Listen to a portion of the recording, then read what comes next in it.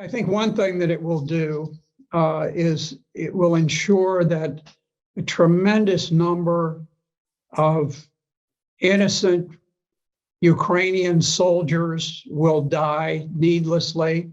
A lot of Russian soldiers will die needlessly. These are kids. You know, kids go off to war. I went off to war as a kid. You think your country, right or wrong, everything they're doing is fine. It breaks my heart when I look at the faces of young Russian boys who have been gunned down, in some cases very criminally, by Ukrainian forces. And likewise, I see Ukrainian young men who are being slaughtered on the battlefield. We don't care.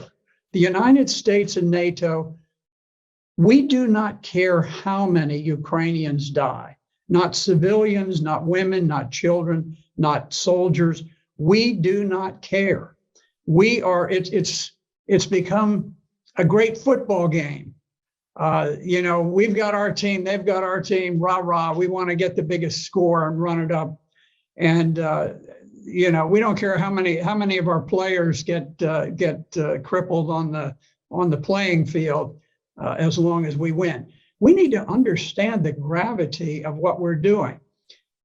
Perhaps if it were a matter of life and death for the United States, what happens in Ukraine, that would be one thing. Certainly when the Soviet Union put missiles in Cuba that targeted the United States, that was worth taking the risk, because it was right on our border and it threatened us, and it was a battle worth fighting for and a risk worth taking.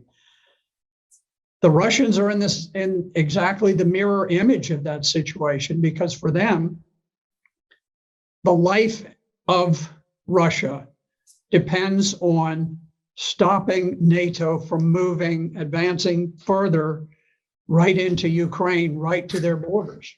They cannot afford not to fight this war. They cannot afford not to win this war.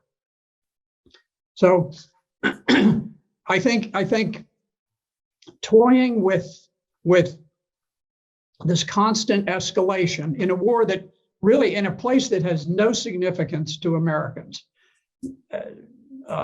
Ukraine is meaningless to Americans. It has no impact on our day-to-day lives, and yet we're playing this reckless game that risks the lives of all people in the United States and Western Europe for nothing, just absolutely for nothing.